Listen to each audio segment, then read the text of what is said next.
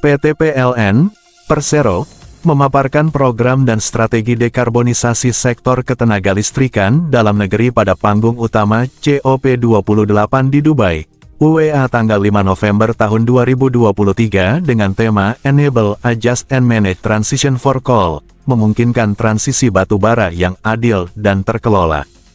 Pengurangan penggunaan listrik berbasis batu bara secara bertahap oleh PLN akan berkontribusi terhadap penurunan emisi karbon secara signifikan. CEO COP28, Adnan Amin, menekankan bahwa COP28 mendorong dekarbonisasi transisi energi secara bertahap dengan menghentikan penggunaan batu bara.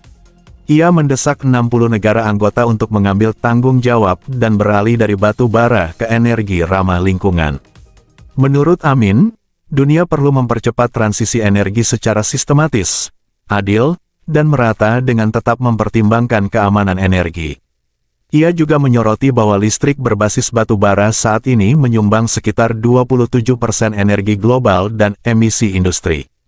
Tantangannya adalah akan terdapat sejumlah besar modal yang terkunci pada aset batu bara di negara-negara berkembang, terutama di Asia dan Afrika, di mana pembangkit listrik berbasis batu bara memiliki usia yang jauh lebih muda dibandingkan wilayah utara.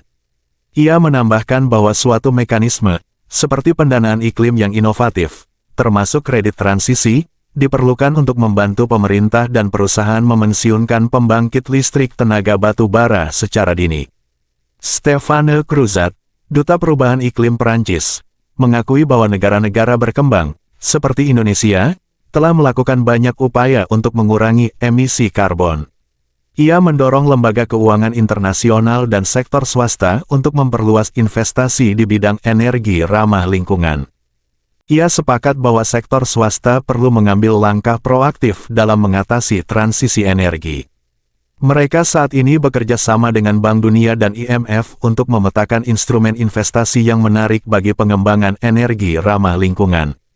Selain itu, mereka juga mengadvokasi mekanisme insentif yang tepat untuk pengembangan energi ramah lingkungan di negara-negara berkembang. Direktur Utama PLN Darmawan Prasojo mengungkapkan emisi sektor ketenagalistrikan di Indonesia saat ini mencapai sekitar 260 juta metrik ton. Jika tidak diatasi, jumlah ini akan meningkat menjadi 1 miliar metrik ton pada tahun 2060. Alhasil, PLN mengambil langkah agresif dengan mendesain ulang rencana usaha penyediaan tenaga listrik, RUPTL, nasional dan menghilangkan rencana penambahan pembangkit listrik tenaga batu bara sebesar 13 gigawatt. Langkah ini dapat menghindari emisi hingga 1,8 miliar metrik ton CO2. Darmawan menyadari bahwa tantangan terbesar dalam transisi energi bukanlah pada pengembangan teknologi energi terbarukan, namun pada pendanaan pensiun dini pembangkit listrik tenaga batu bara. Untuk mengatasi tantangan tersebut, PLN telah bekerja sama dengan Asian Development Bank, ADB, dan mengembangkan mekanisme pembiayaan yang disebut Energy Transition Mechanism, ETM. Mekanismenya sederhana. Dengan menggabungkan pembiayaan ramah lingkungan, PLN dapat memperoleh dana murah untuk mengakuisisi pengembang proyek lama dengan biaya lebih rendah dibandingkan mempercepat pengembaliannya. Selain itu, PLN telah mengembangkan skema Accelerated Renewable Energy Development, ARED, untuk mempercepat pengembangan energi terbarukan di Indonesia. Skema ARED secara agresif meningkatkan kapasitas PLN untuk menghasilkan 75% energi terbarukan dan 25% gas. Hal ini juga diproyeksikan untuk mengatasi tantangan ketidaksesuaian antara sumber daya energi terbarukan berskala besar dan pusat permintaan dengan membangun jalur transmisi ramah lingkungan. Smart grid dan pembangkitan fleksibel hingga smart meter akan mengatasi tantangan listrik berbasis energi terbarukan yang bersifat intermiten. Terakhir, Darmawan menyimpulkan bahwa acara COP28 menambah rasa percaya diri dan kebanggaan mereka.